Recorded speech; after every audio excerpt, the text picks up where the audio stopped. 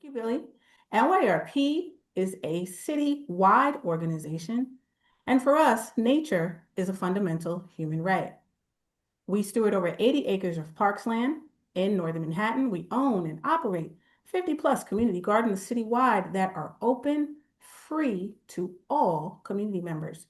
We are in the midst of our annual tree distribution extravaganza. Shout out to Mike Horowitz from our public programming division, who oversees that and brings wonderful tree opportunities and events for distribution to all New Yorkers through our gardens. We build new gardens every year through our Gardens for the City program. And all of our teams offer free, virtual, in-person, family-friendly events ranging from food, tech, fitness, literacy, health and nutrition, art and nature, and more. Learn more about us at nyrp.org and check us out on Instagram. Billy and Mel, you ready to go? Let's do it. Let me get a yes. All right. Everybody, thank you for joining us. We are excited to learn together. But before we do that, let's go over a few community agreements. We thank everyone for joining us. We know you could have been anywhere in New York City virtually. We know you could have been anywhere in the world, and you chose to be here.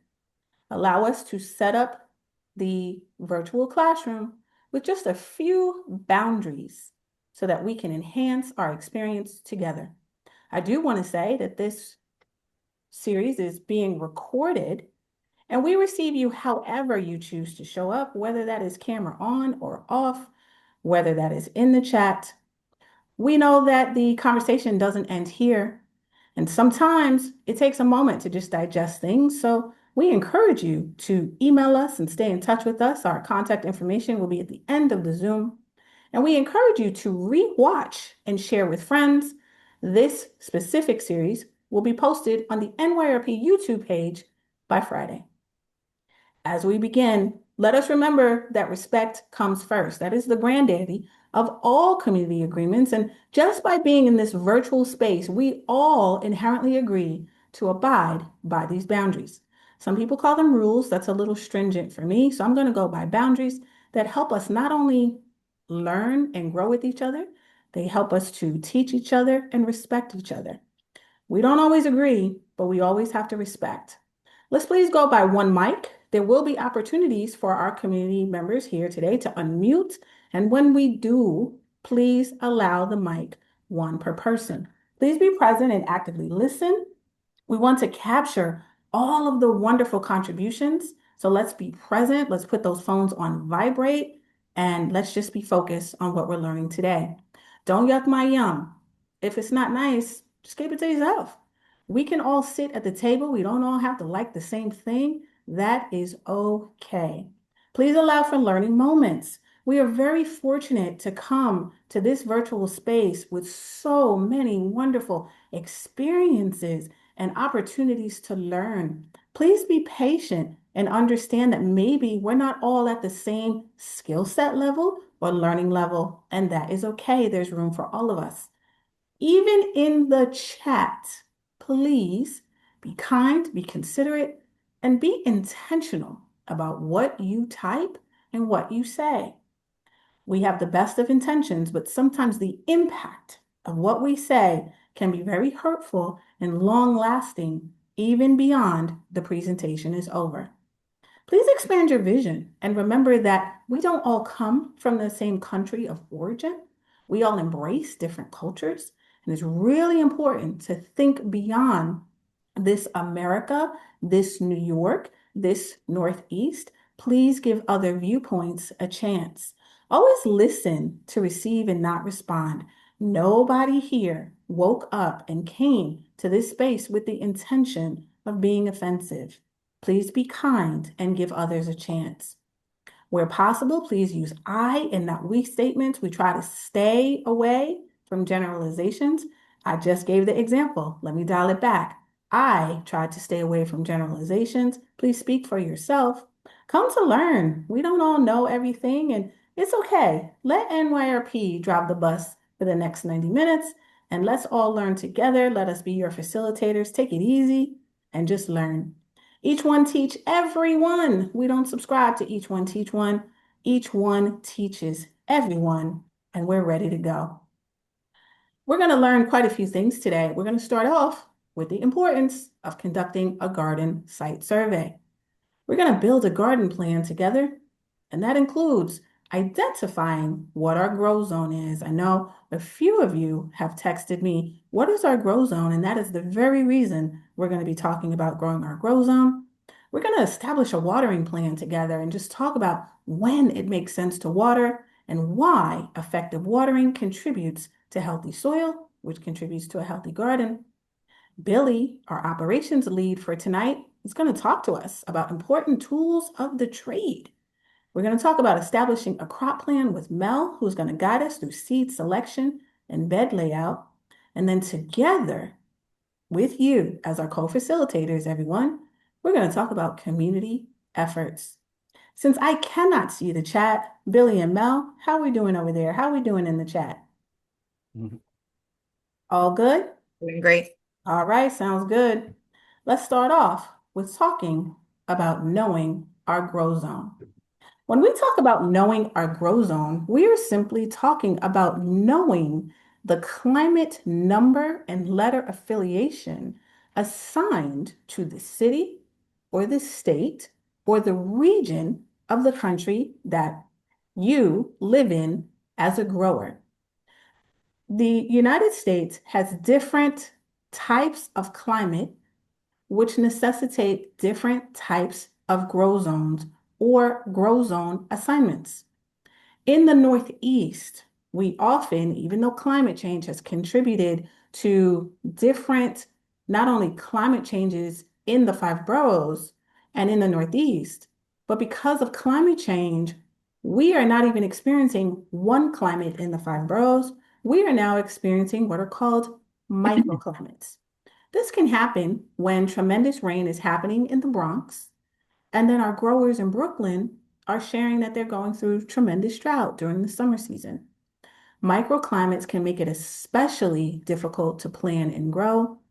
As we become more accustomed to it, I think necessity will dictate that we have to and we'll have to rely on crop plans even more. But for the most part, knowing your grow zone not only helps you determine how and what your crop plan should be, but it helps you determine what your watering schedule might be. It helps you determine your seed selection and so much more. Mel, I know you know a lot about grow zones. Take the mic and tell us what you know. Well, a lot of it comes from being out in the gardens myself, spending lots of time in the space and listening to the environment around me. I also do my research during the winter months while we have some opportunities to be inside to become familiar with the changing grow zones. The picture that we have shared on the slide right now is the USDA's 2023 grow zone for our area. They actually update it every 3 years, I believe. So we should be seeing an update soon if there are any changes. But it's very important for me to not only do my research, but to cross-reference it with being in the space and seeing how my ecosystem is particular for my garden. Yeah. Thank you for sharing that. Before I pass the mic to Billy, I want to share that while knowing your grow zone is important, it's also important to remember that heat and air pressure are constantly moving north. They're constantly moving up. So I will generalize and say that we, as a community in the Northeast, we are experiencing temperatures that are rising from the south that we haven't traditionally experienced before. And for that reason, because our temperatures are getting hotter in the spring and summer, even though today is not an example of that, but we're experiencing summer temperature that is very new to New York. And I would say as the past 3 years or so, because of that heat moving north, we have been able to, in gardens citywide throughout New York, we've been able to grow crops, excuse me, that we haven't been traditionally able to do in the past. Some spaces are able to grow cotton, some spaces are able to grow corn, and some spaces are even able to grow watermelon and rice. Even though it's important that we plan according to our grow zone, please always keep experimenting. Please always keep pushing the boundaries of what you can potentially grow and just kind of see what happens. Billy, talk to us about knowing your grow zone. Being out in the field, one thing that I've definitely noticed just in the 5 years that I've been at NYRP uh, has been an increase in mosquitoes and mosquito-borne illnesses such as West Nile and Zika. That I know someone who got West Nile virus from a mosquito. So uh, it actually impacts the way we conduct our work out in the field. We're extra Mhm. vigilant about not having standing water, uh, which can be a vector for mosquito-borne illnesses. And this is something where years ago, of course, there were always mosquitoes, but it's also different pests, plant pests, and plant diseases that are moving north with climate change. New York City is understood to be climate zone 7B right now, but I know that Greenwood Cemetery over in Brooklyn, they're planting trees for what would grow in North Carolina right now because they're planting 100 years ahead. Mm. Did you say 100? Yeah. Wow, That's incredible. that is. You learn Great something new foresight. every day. Mhm. You learn something new every day. As Another thing, DK, oh, go I'm ahead, sorry. Billy. Just related to our gardens, fig trees 20 years ago in New York City would almost always have a significant dieback from the cold, and Mm. now we are right in the sweet spot for fig trees that they grow larger and larger every year, which requires us to prune them down because figs only grow on new wood. Plus, you don't want to have an Mm. orchard ladder to pick your figs. So if you're Ah, in any of our gardens and see our fig trees being pruned down to about a third every year. That's the reason why. wow. Billy, you learn something new every day. Awesome context. Thanks, Billy. That is awesome context. Mel, since you are sharing the slides, I'm actually going to come out of my view because I'm really excited to jump into the chat. I know there's stuff that's popping in there because I know that we have some experienced gardeners. I know we have some new gardeners. Let me see what's going on. Yes, yes, yes, Lynn. Thank you so for pointing that out. So we are both in New York. We are both a 7A and a 7B. And what's happening is because of those microclimates, we are more so a 7A, right?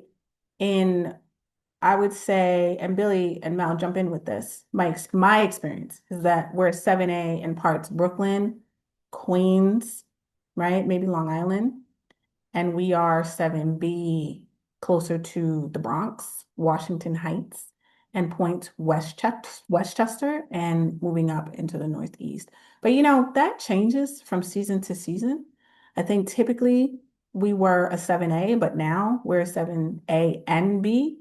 And who knows? We might keep growing. What's very significant about that is that in points south, like Georgia, Louisiana, Alabama, those states can be anywhere from a 10 to a 12. Those are going to be areas that are extremely hot, extremely marshy, and extremely humid. And while we do have humidity here in New York, it's a very different lasting kind of humidity in those southern states. And then the grow zone in California can range anywhere from 12 to 14 or maybe even higher.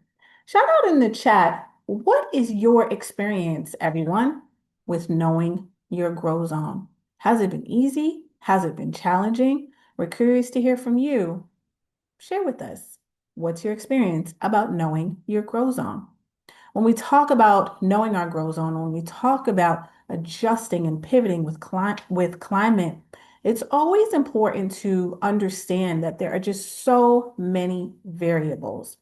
And when we talk about those variables, it is okay if you're not out there on the first day, on April 1st, the first day that all NYRP gardens are open, it's all right that you're not out there putting seeds in beds and plant pots and grow bags. And we actually ask that you don't.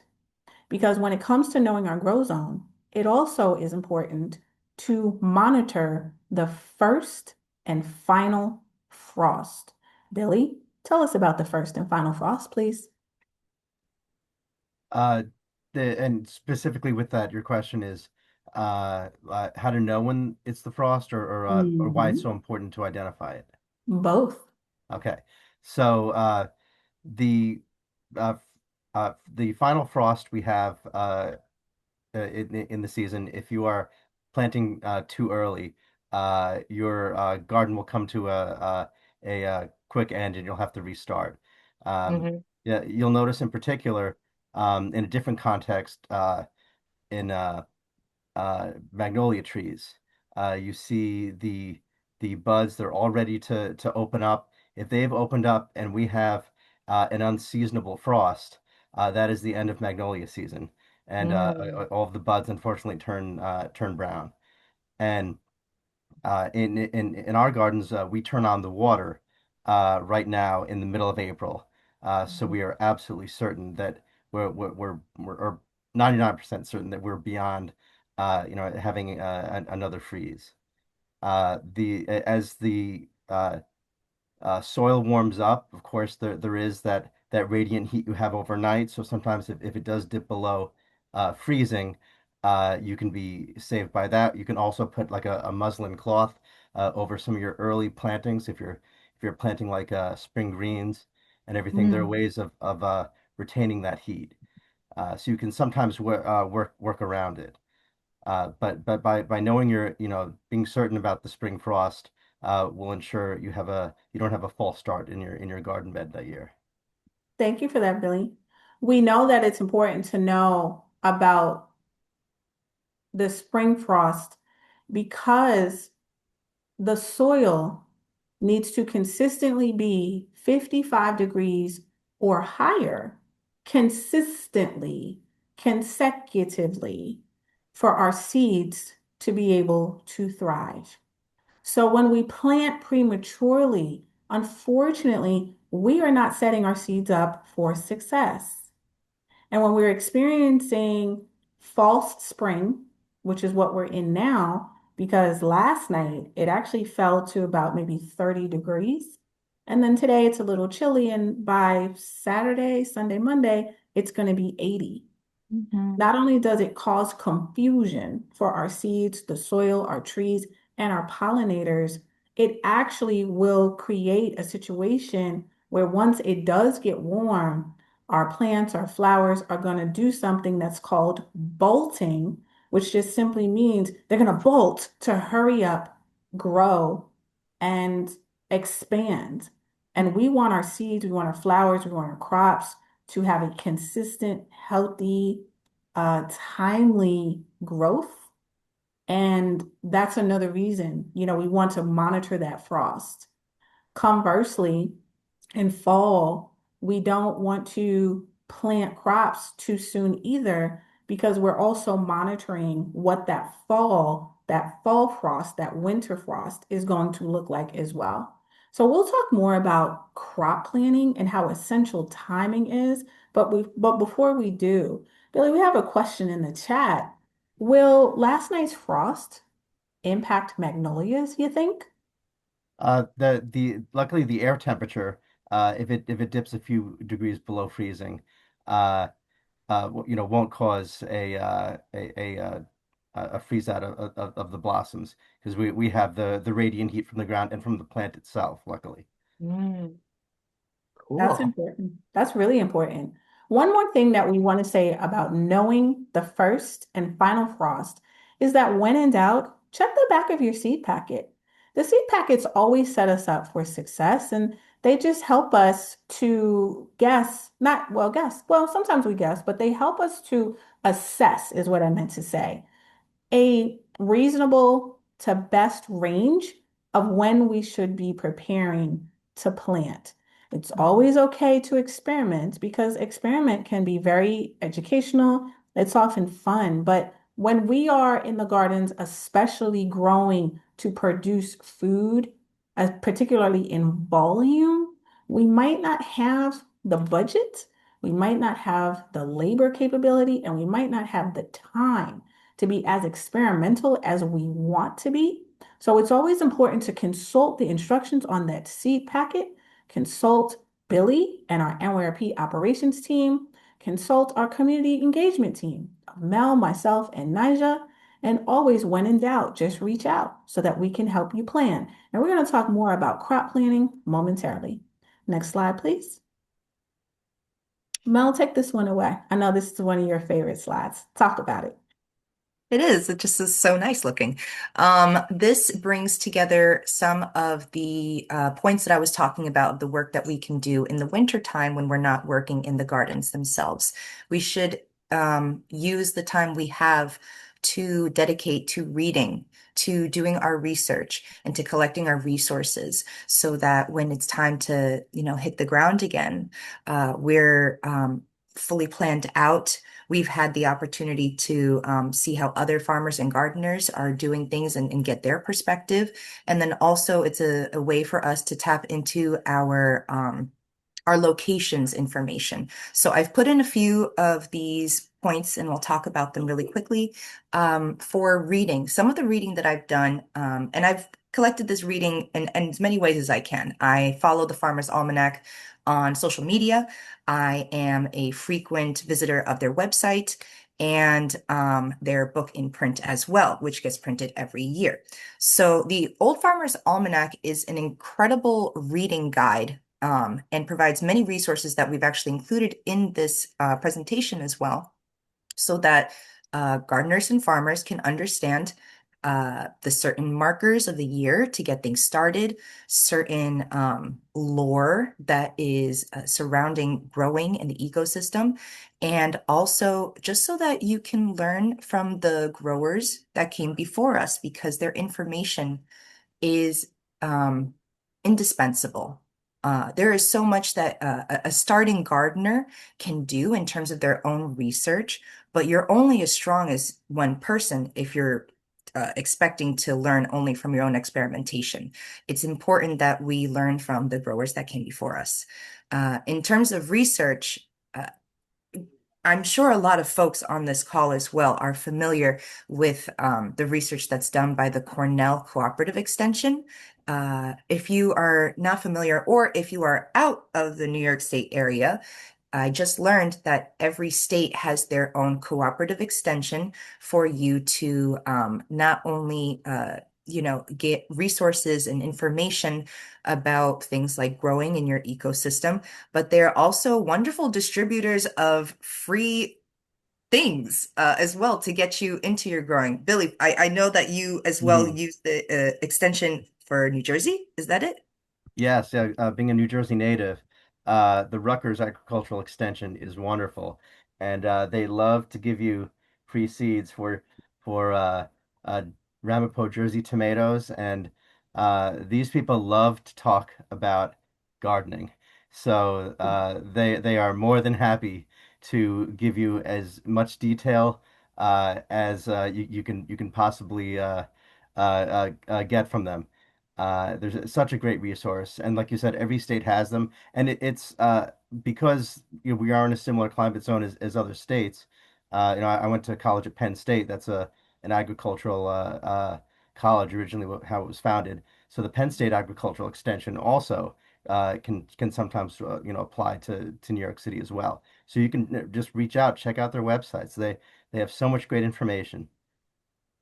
So Thank you true. for I now that you mention it, the tri-state area, although we experience different, patterns of the growing, I know that there's a lot of overlap too. So for all of those who are out there, Cornell isn't, enough, definitely hit the tri-state areas cooperative extensions.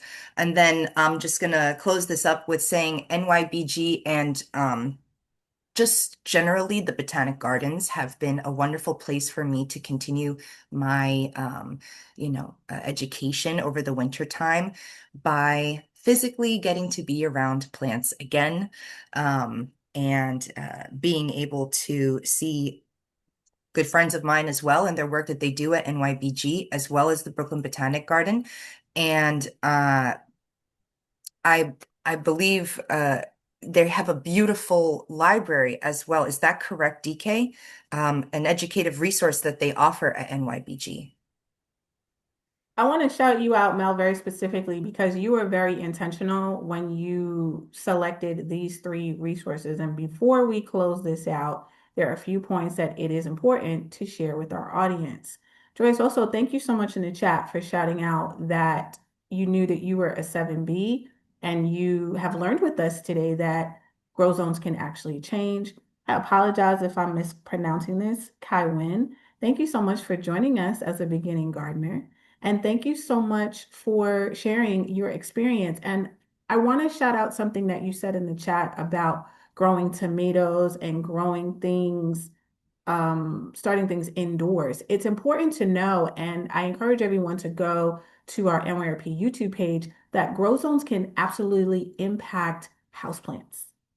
Grow zones can absolutely impact indoor gardening. Grow zones can absolutely impact greenhouses and high tunnels.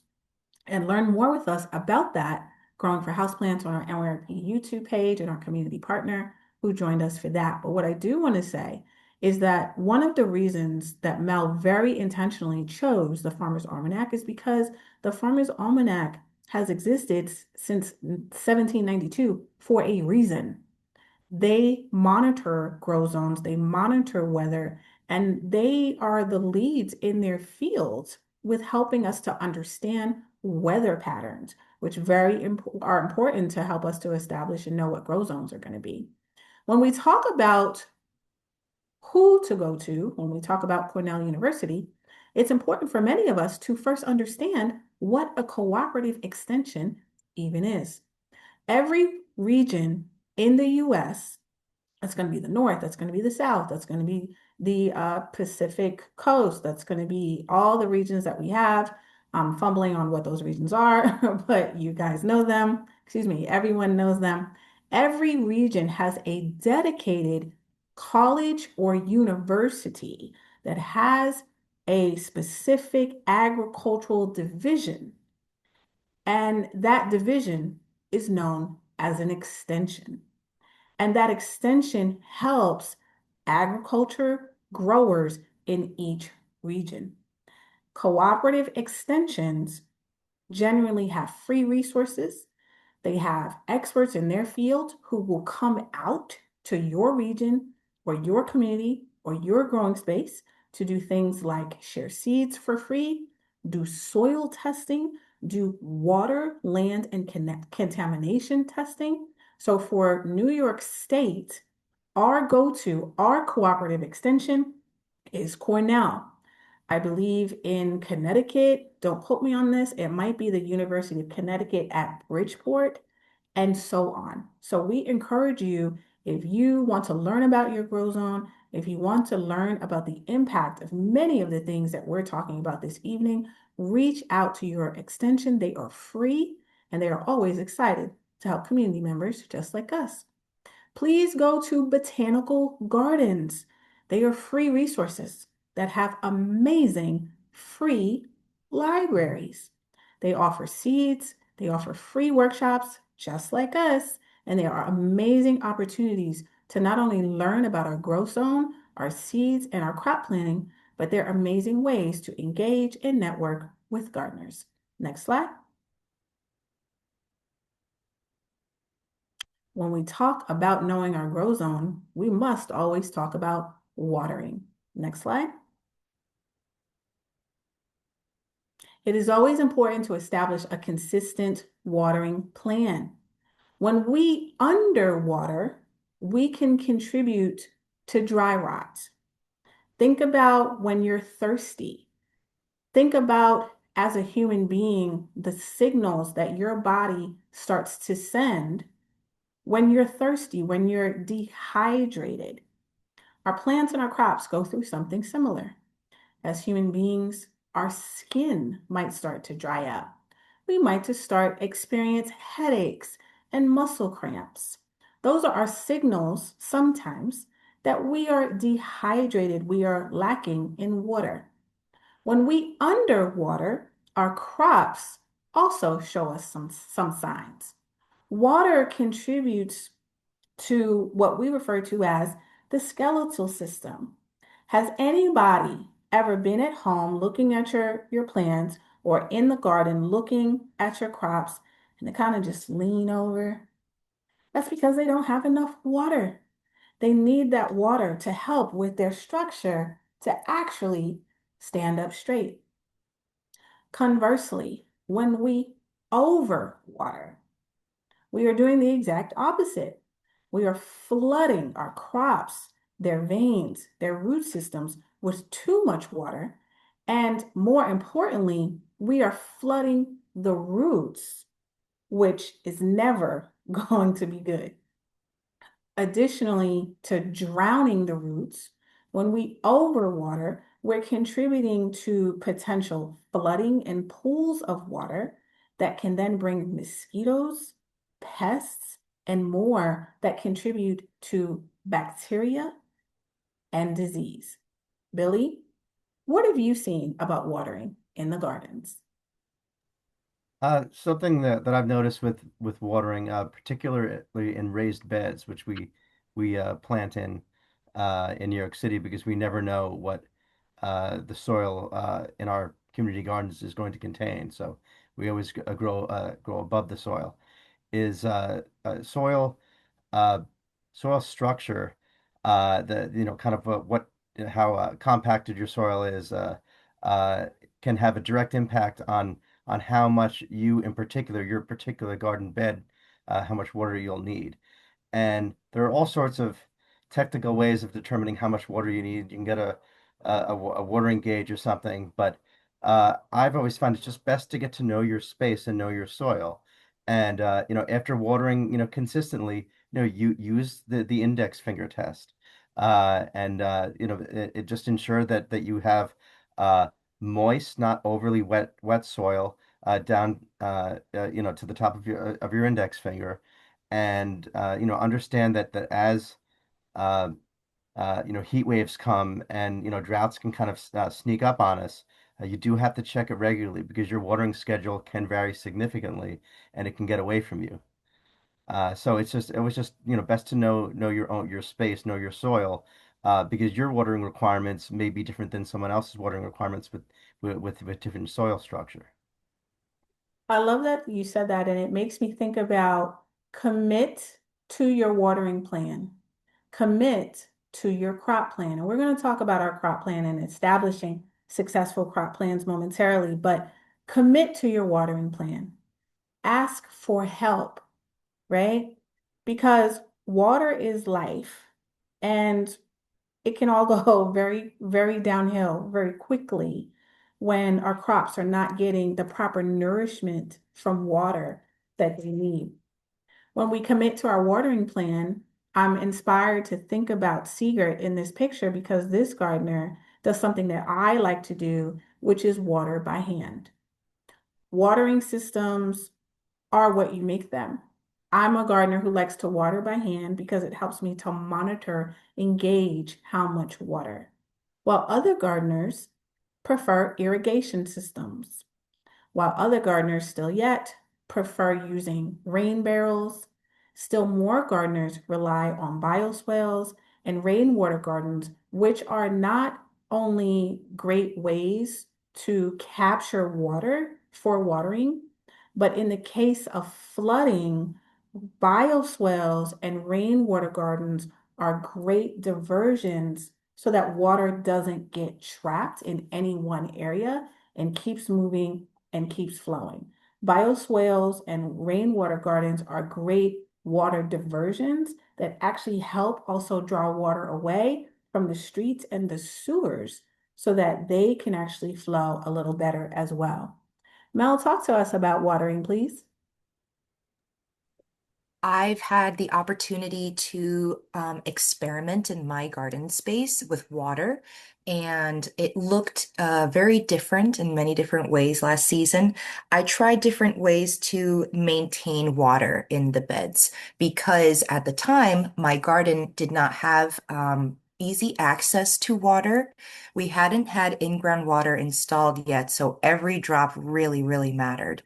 When we did water the beds, we all met as a group together to do the test, just as Billy was saying, to show how much water actually it took when watering by hand to saturate the bed. So we all came together to make sure that we were clear on what proper watering practices were like.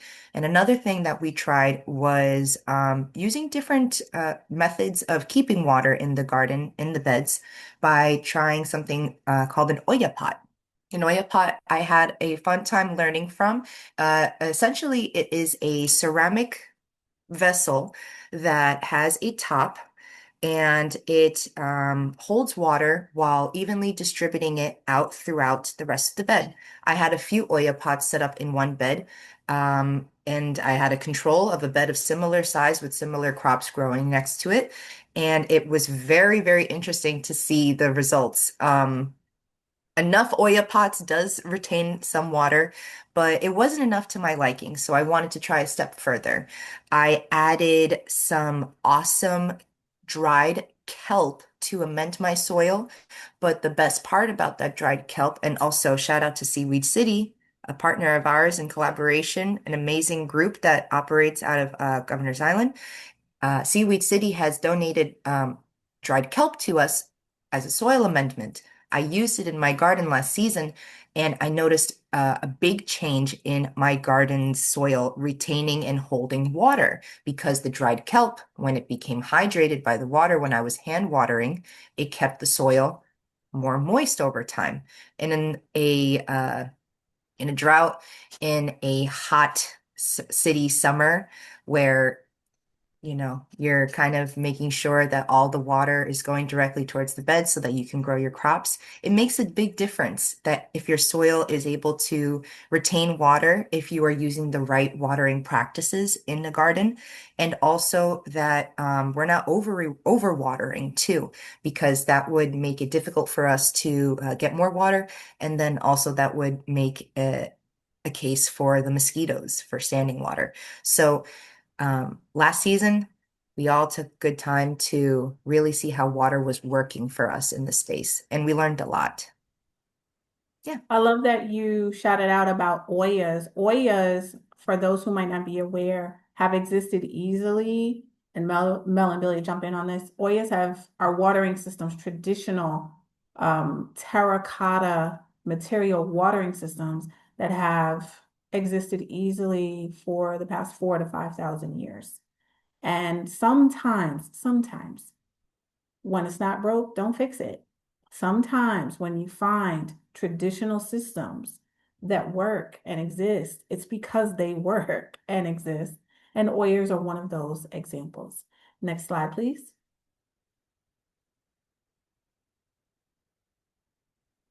The chat is super quiet. I'm curious to know from everyone in the chat, what watering systems work for you in your garden? Are you a mix? Are you an Oya person? Do you water by hand? Do you prefer irrigation? Does your space benefit from rain water? I love, Mel, that you mentioned Seaweed City, our community garden partner, learning and teaching us more about how kelp is a soil amendment and teaching us about the concept of underwater gardens and the waterways of New York City. Billy, go ahead and walk us through working with water. So when we were watering by hand, uh, now while there's always an exception. There are a few plants that do absorb water through the leaves. We are watering the soil to get to the roots, because while water is life, water is can also be a vector for plant disease. So when we water by hand, uh, especially with certain plants like tomatoes, ones that are susceptible to powdery mildew, that result from having wet leaves, especially overnight. Uh, it's often a best practice to water the base of the plants, and hand watering allows you to get right in there, and that's also one of the great benefits of an irrigation system too. I Uh, love and it. I'm sorry, go ahead. No, go ahead. I love it. Keep going. And which see that reminds me of something that Mel had mentioned about retaining water in the soil, that the plants themselves can do that for you with what we call green mulch. There are certain plants that have large, broad leaves, and they provide shade for the soil that slows down water evaporation.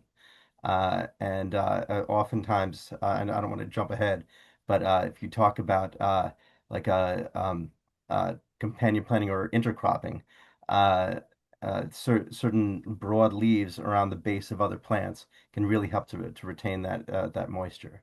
Now, in several NYRP gardens, we've installed rainwater catchment systems. Oftentimes off of gutters from a shade structure or shed. And that's my favorite way to water in the garden, because we're using the gift that falls directly from the sky. And we try to have that in any garden that requests it. And a blessing it is. Thank you It for the is. rain. It is indeed. And oftentimes when I'm in spaces, we are so thankful for the rain because when you are watering spaces that are half an acre or more, watering can be calming and it can be educational, but it can also be very tiresome and laborious. So thank you for the rain. Billy, you keep the baton. You talk about next slide, tools of the trade. Okay, well, this is certainly my wheelhouse. Uh, And in this slide, you see my colleague Andrew, who I've tried to convince him to do some more of his construction knowledge shares, including cold frames. So possibly to TBA for the future, because he seemed receptive to it. And he's a great colleague and a great uh, sharer of knowledge. So he's always like a great resource. And I'd like to kind of spread that with across the community, so we aren't the only ones benefiting from it. Um, as far as garden tools go, and specifically maintenance, well, I'd like to start just with just showing like what my essential gardening tools are for um, uh, like the average community gardener. Of course, the ones that we use in the field as well.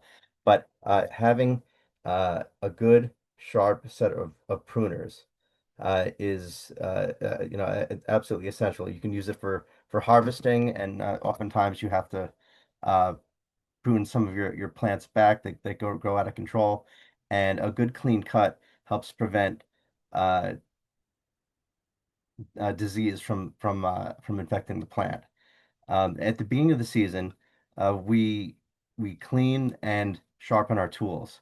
So sharpening tools, it may sound somewhat dangerous or complicated, but we found that there's a very simple tool with a carbide uh, bit on the end of it that if when we run it on, I'll try to demonstrate on the outside of the blade of the pruners, it only takes a few passes, only on the outside, and that's really all it takes to sharpen pruners. You'll also find that having stored your tools over the winter, some of them might be rusty, some of them might be very rusty, but they may not be far gone. What we do in the beginning of the season is we'll soak overnight our loppers and our pruners in a bucket of white vinegar. The next day, we'll take it and we'll neutralize the acid, put it in a bucket of water with baking soda, and then we'll just use a simple scour pad. and the rust will come right off.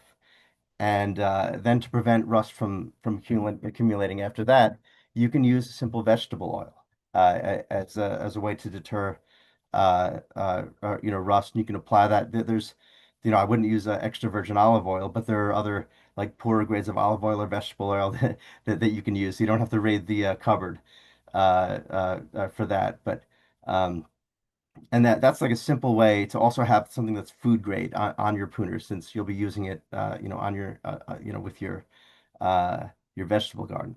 Another tool that I have that I found to really take the place of several other tools. It's a Japanese tool called a hori hori knife or a soil knife, and it's has a serrated edge, but you can see it's not dangerous. I'm able to touch it with my fingers, and this is great to you can use it in place of a hand trowel. You can dig with it. You can cut roots with it. So when you're using it to harvest, um, potatoes or other root vegetables such as carrots, you can cut right around it. And it's stainless steel. And it's a great inexpensive all-around tool that kind of takes the place of several others uh, that could take up space in our limited sheds that we have.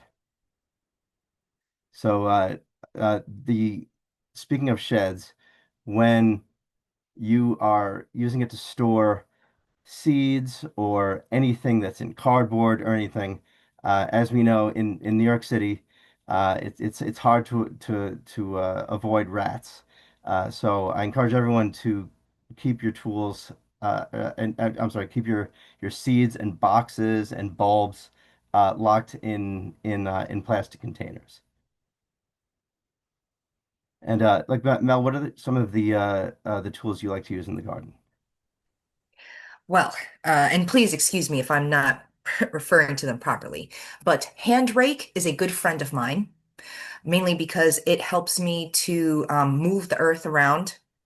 The trowel as well is super helpful for me, um, mainly because I'm not operating the type of space that is acreage. I'm personally not doing any invasive work into the soil that would require a shovel. So a majority of the tools that I'm using are hand tools.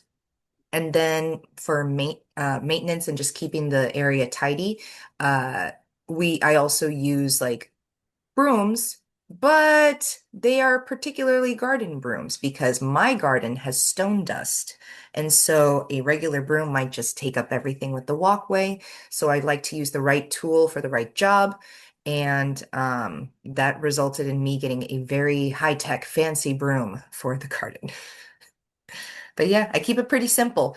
Hand tools, tools for cleaning, and then my favorite tool of all, my actual hands, which I also keep maintained for garden purposes.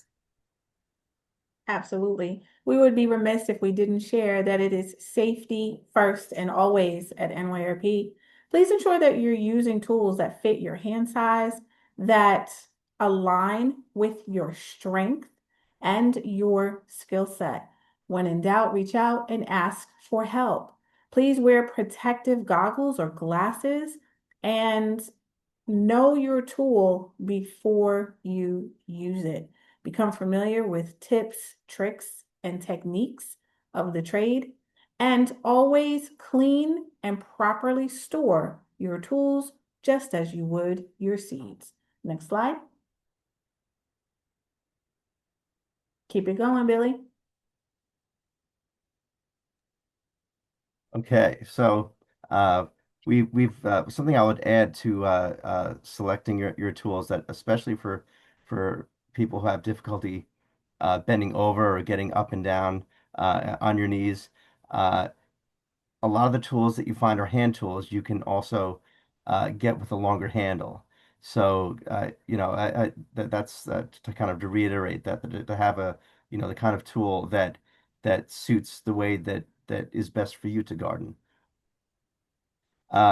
We've kind of gone over maintenance and care, but the what you see there, sharpening using the sharpening tool are shears, and those are more something that we would use in on the horticulture side.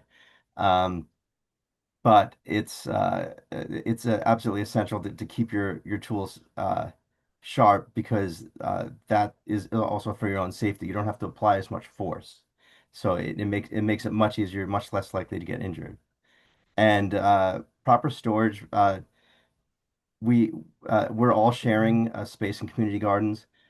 So the more organized we can keep the shed, the better. So in any time situations where you can share tools with your fellow community gardeners, like we strongly encourage that. Billy, what's your go-to tool of the season, and does it change season to season? Mel, you're on deck to answer next. For us, it absolutely does change in the field. The one tool that is perennial, of course, are the hand pruners.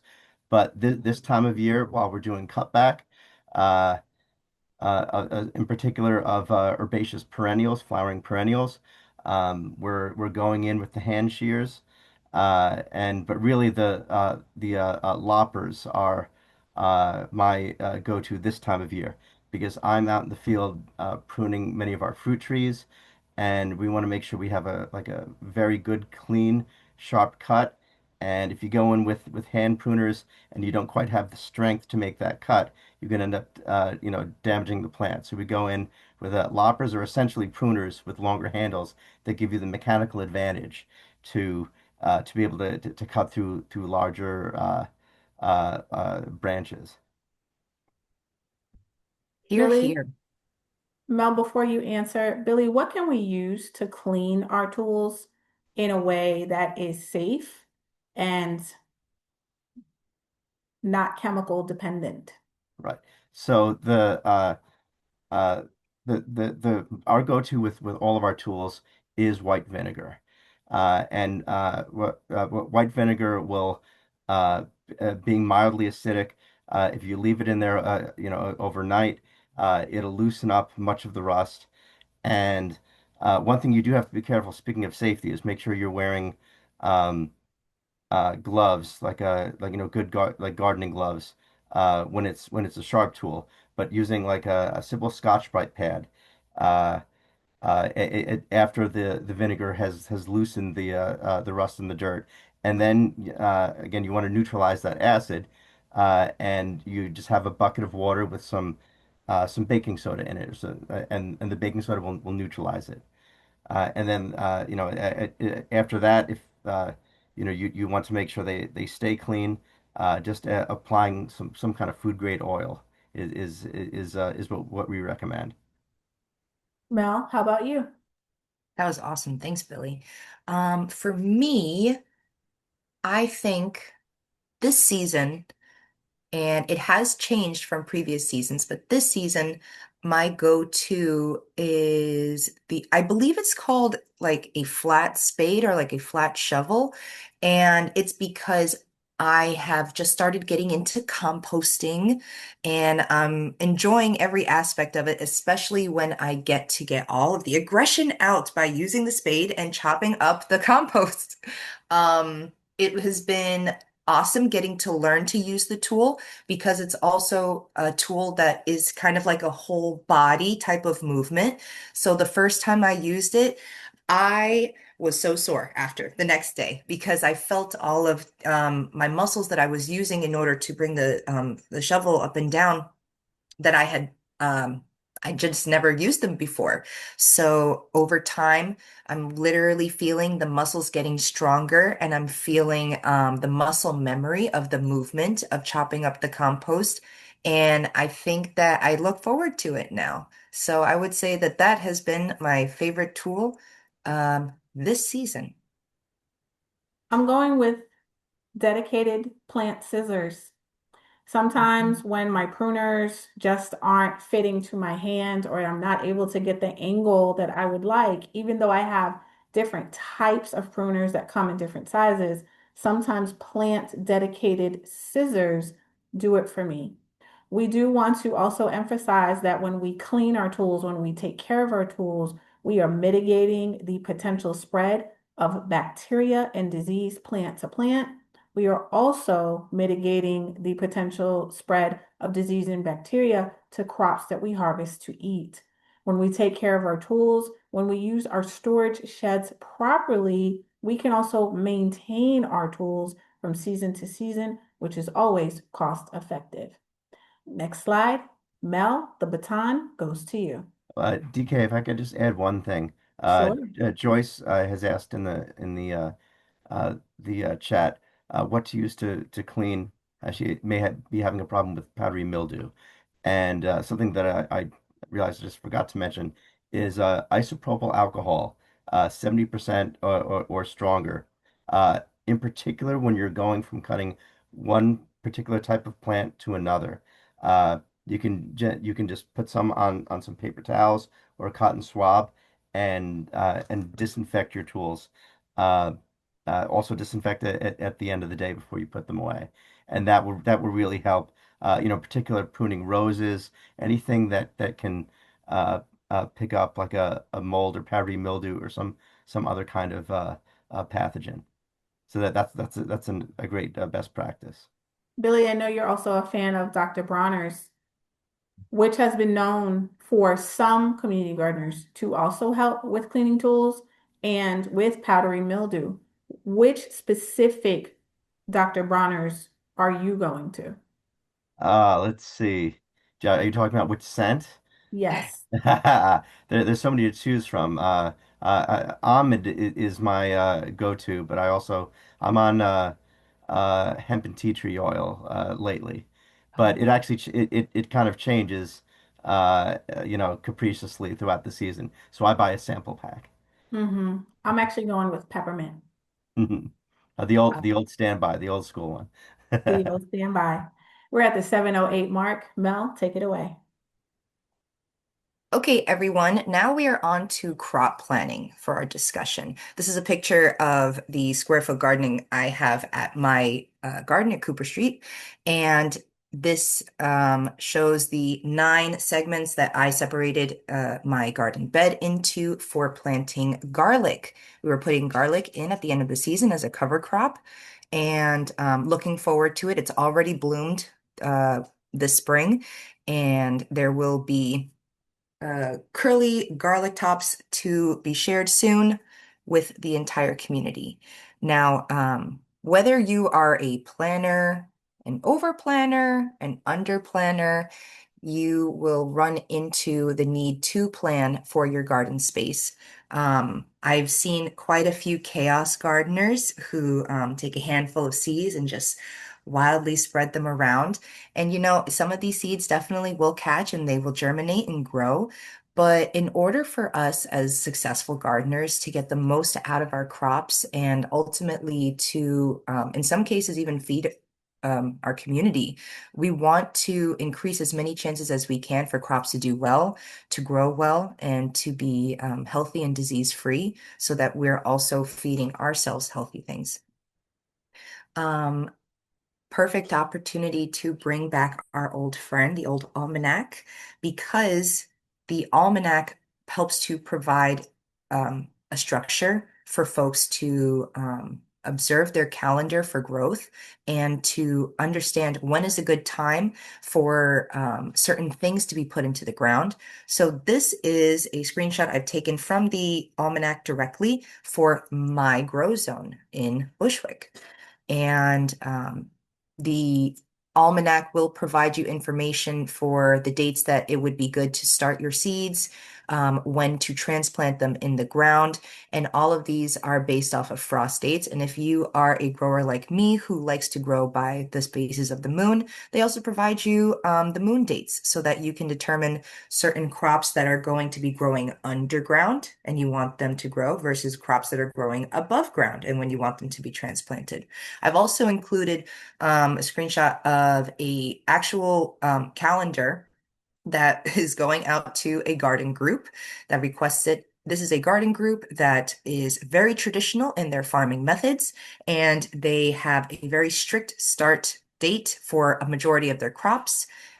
And they thankfully also have a grow house so that they can start some of these growths indoors and it'll be easier for it to transplant into the ground because these seeds have germinated and have become kind of like acclimated to the weather outside. Again, it is important for you, whether you are a planner to the T or if you are just gardening for the first time and you're waiting for everyone to say it's okay to put your seeds or your plants in the ground. It's important to do the research of finding out when that last spring frost is going to happen. Again, because we want consistent temperatures of 55 and above. We experienced the fall spring and we had some beautiful days, beautiful warm days that if you're in the city area, you probably saw our cherry blossoms that were supposed to take a little bit of time, all of a sudden sprouted overnight. And so folks were running to get a chance to see them before the cold came back, which it did. Um, so we are slowly creeping out of that false spring. But again, it's very important to not jump the gun, not go too hard, too quick. We want to settle into the season, and that means planning ahead with when your seeds are supposed to go into the ground and doing your research. And this will also help us with creating a layout for where we want these plants to be planted, whether to be magnet plants or companion plants, whether their root system is going to support or hinder other plants, and whether the height of certain plants compared to next to other ones would be helpful in terms of protecting the ground, like a green mulch, like Billy was mentioning, or if you're going to plant something next to corn, but it won't get any sunlight because corn is very tall. So it's whether you're an overplanner or an underplanner, it's important at least to give yourself an opportunity to plan. When we talk about planning, it's important to remember the adage, those who fail to plan, plan to fail. We encourage our gardeners and our NYRP ecosystem of growers to please write it down. When we write our plan down, we are essentially also creating a legacy plan. It's very important that we keep track of the history of our growing. Our crop plans differ from season to season, and oftentimes so will our plans. That is very easy to reference when we've written it down, and we can understand what we did in 2020 and how we must pivot in 2026. When we write our crop plans down, we are also handing a blueprint to those gardeners who may come after us when we move on. Please keep a legacy plan in your sheds or in a space that is easily accessible so that all gardeners may not only access it, but go ahead and add to it. Next slide, please.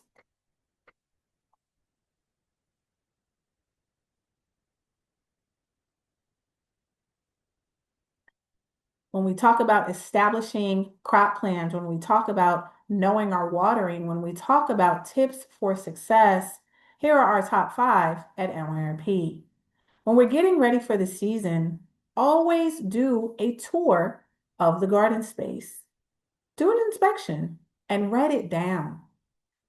Understand what are the cleaning needs of the space. To Billy's point, what tools need to be cleaned and sharpened? What is going on in the garden when you approach it for the new season? What are the tells that potentially happened over winter that it's important for us to unpack so that we can get ready? Cut those cover crops that you have no more use for from winter that we can just go ahead and either compost or use for other measures as we prepare our beds for the new season. Go ahead and establish your crop and your flower plan and make it accessible to all gardeners.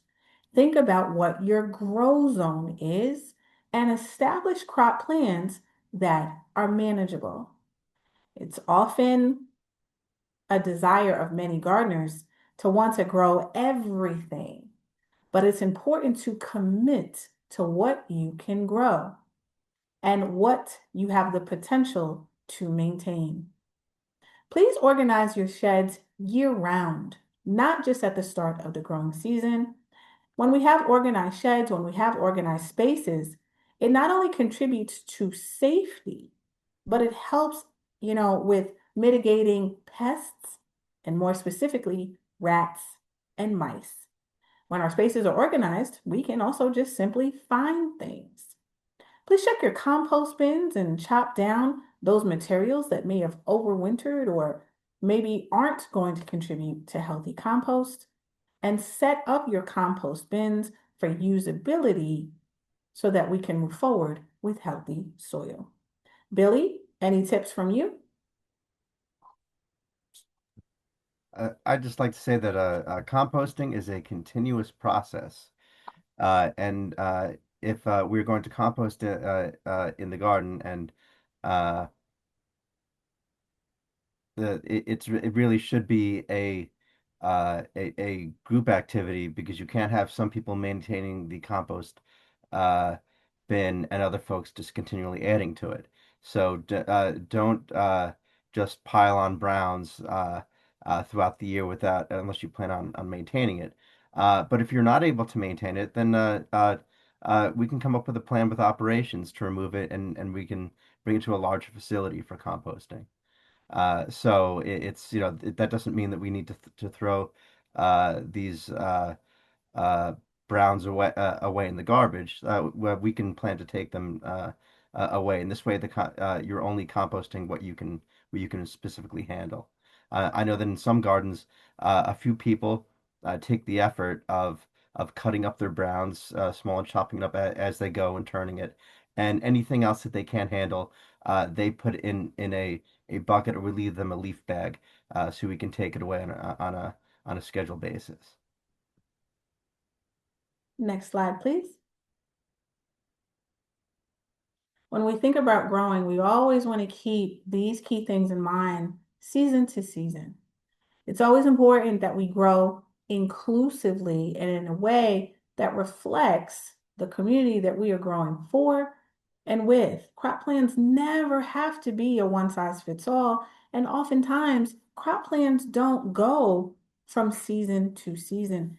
Change is the constant.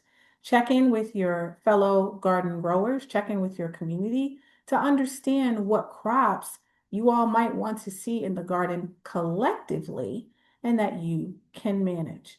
It's always important to evaluate your growing space and to choose crops and seeds that will work harmoniously with the growing space. Think about that when you choose your okras, your greens, your collards, your corns, your tomatoes, and other things of that nature. Do they fit into the space that you are planning to grow them in? You must always think about your climate and knowing your grow zone. And with that comes knowing what is your sun exposure like? Do I have a shadier space where I need to select more shade tolerant plants versus those plants that, maybe thrive well in full sun exposure? And always, always know what your watering plan is before you start out. It's always important to identify and label what's growing in our beds, our grow bags, and our planting pots. This is especially important for me because I'm very severely asthmatic and I am allergic to many things. So it's important that when I come into a space that I can safely harvest, and oftentimes I might not know what a particular garden is growing if I'm not familiar with the space or I'm not familiar with their crop plan. So it's essential for me that things are properly labeled in a way so that I can discern for myself if this is something that I can harvest or if it's even something that should be harvested. Because sometimes gardens are having spaces where they're not harvesting because maybe they're studying those areas for education or they're saving that harvest for seed. When we grow, take it easy. Grow to learn, grow to have fun, and grow at your pace. With that, establish a grow plan or a crop plan that you can actually maintain and keep up with. Next slide. Billy, talk to us about seeds. So when you're selecting seeds for your garden, and which goes back to which plants you're looking to uh, uh, grow in your bed. The knowing whether a seed is best as direct sow, or if it's one that's conducive to transplanting is very helpful. Because if you start your calendar a little bit earlier and start certain plants indoors, there are plants such as carrots and other root vegetables that are much better to be directly sown. Whereas if you want to grow peppers, unless you're going to be starting it indoors in January or February, you're not going to be able to harvest um, uh, by the time we have our fall frost. So uh, it's that's very important in uh, making your crop plan and specifically selecting seeds. Additionally with seeds, um, your uh, uh, there's of course there's burpees and other uh, you know commercially available seeds, but there are often much better choices you can make, and yeah, Mel is really an expert on that. Yeah. Mel, can we go to the next slide, please? Billy, please continue. Okay. So the research and due diligence. Support BIPOC seed companies and small businesses. Uh, so going back to what I said about uh, choosing specifically where your seeds are coming from, and being sensitive and mindful of that. Select seeds that reflect a diverse and manageable crop plan and that uplift the community.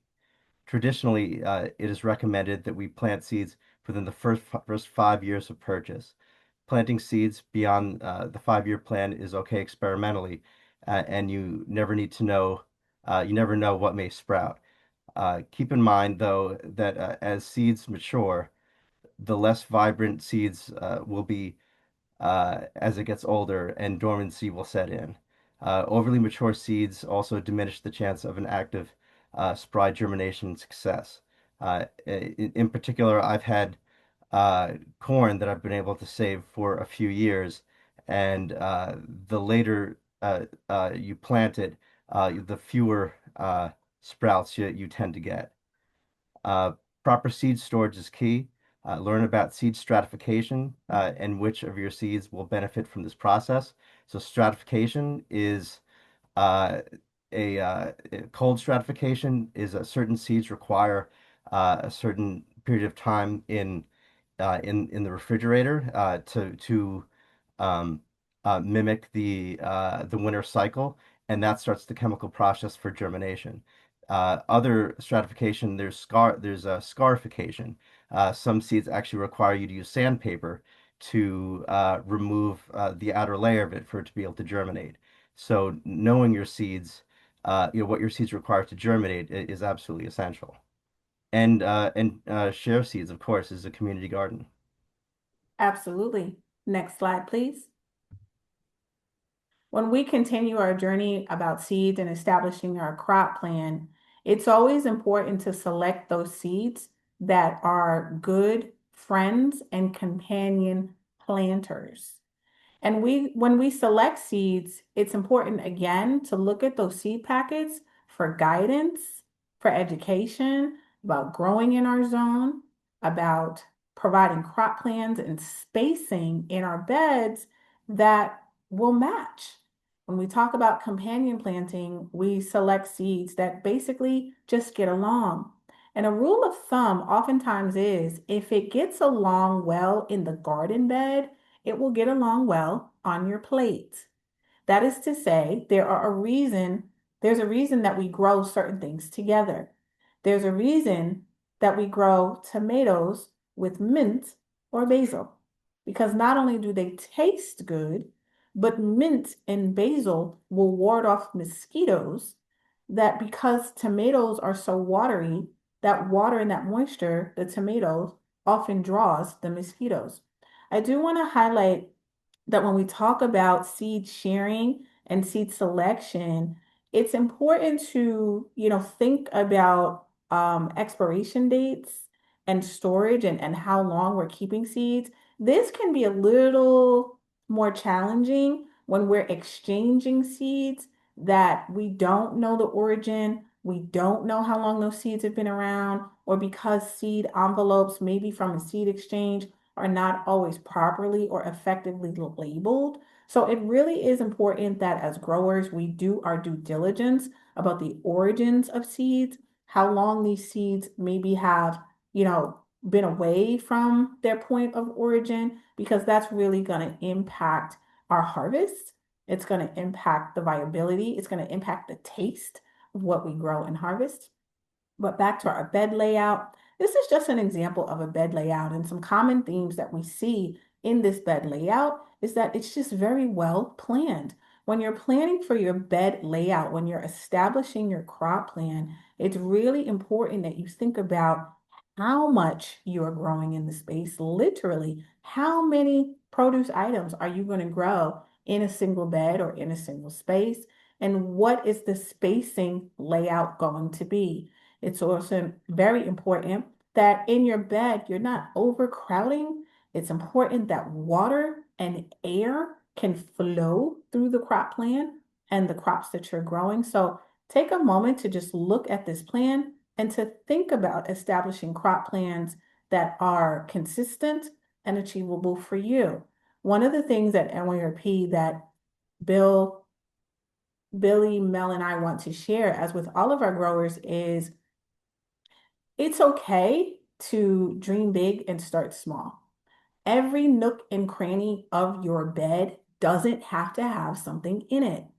I, as a gardener, like to commit to maybe 3 to 4 things in my bed, and that's it. I want to really master those 3 or 4 things, and I want to give them the attention and the space to thrive. With experience, those 3 or 4 things can turn into 5 or 6 things, and they turn into more as they align with my needs, my space, and my budget.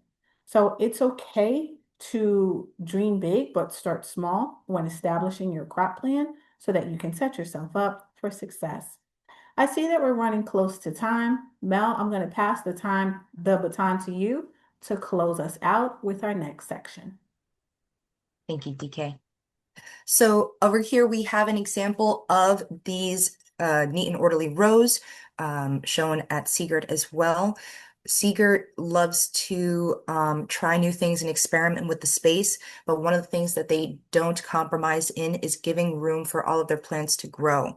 So they have done an exceptional job. Over here you can see that all of their plants have enough space between them. They're orderly in a row. Afterwards, they label them because it's also important to see how your crops are changing over time through the growth process. This is a great example of proper spacing and the layout technique to avoid things like overcrowding. When we have crowded plants, that can lead to disease, it can lead to pests. And when we say rotate beds annually, we have certain plants that pull lots of nutrients from the soil. And even if we're doing cover cropping over the winter time to put those nutrients back in the soil, it would be a good idea to rotate your crops. And that means where you planted tomatoes one season the year before, maybe you want to plant tomatoes in a different place now so that the ratio of the nutrients that are in the soil are not going to continually be depleted by tomatoes being grown in the same spot again. And it's also important to recognize that when we're growing in a space, we are thinking not only just horizontally about the landscape of the space, we're also talking about the height. Some of our are that we're growing are low growers and stay close to the ground. Some of them reach great heights. So it's important to make sure, as I mentioned before, that when you are using a plan for your bed layout, that you don't want to have plants shaded out by taller plants. Take a moment to observe the movement of the sun in your space as well.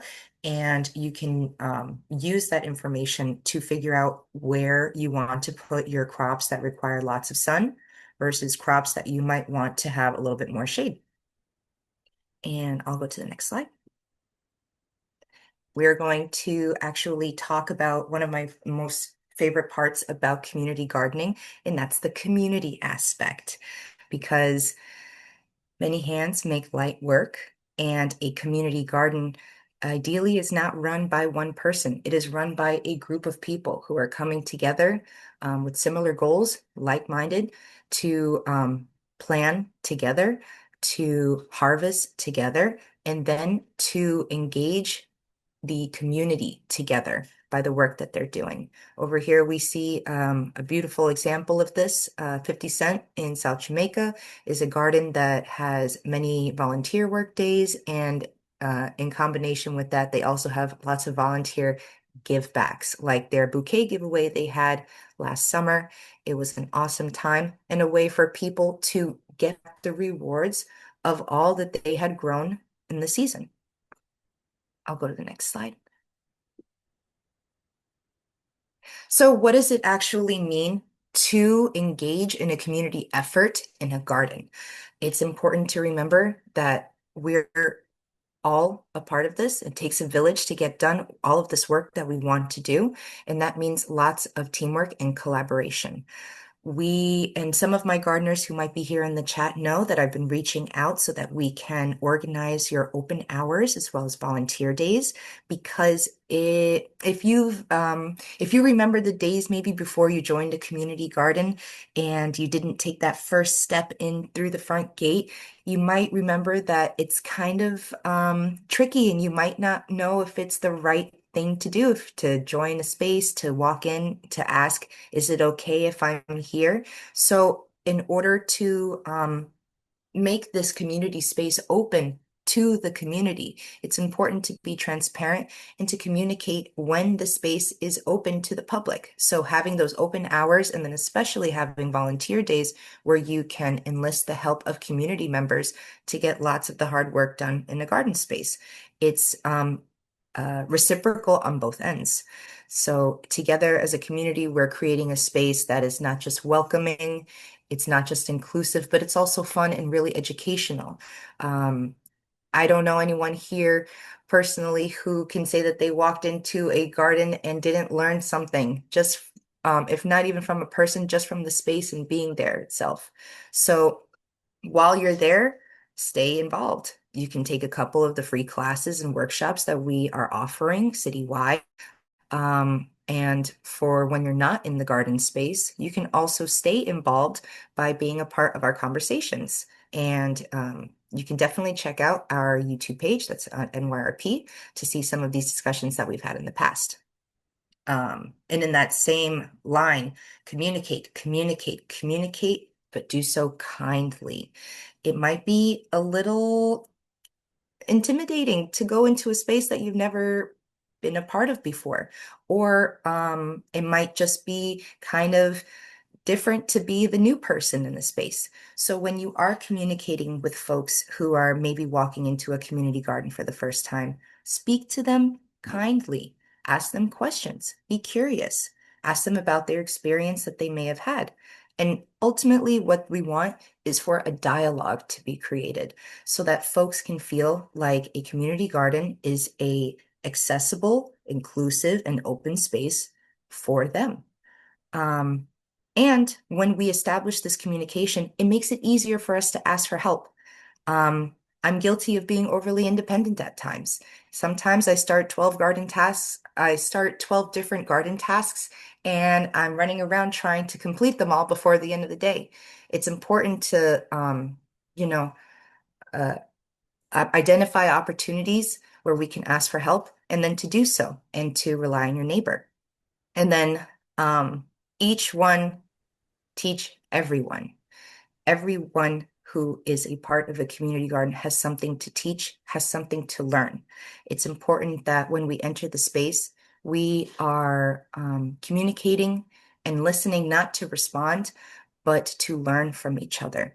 And we all have lots to learn from each other. So I'm almost sure that everyone here has been a part of a garden, but if you haven't yet, this is a great opportunity this season to take take a step into a community garden, to maybe say hi to your neighbor and be curious in the space, because when we're curious, we get to learn more about each other.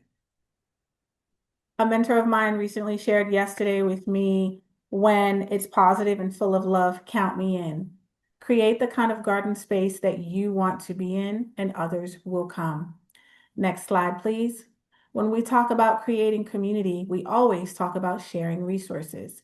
Here are some resources and community partners that our community engagement team and our operations team members often interact with around the city.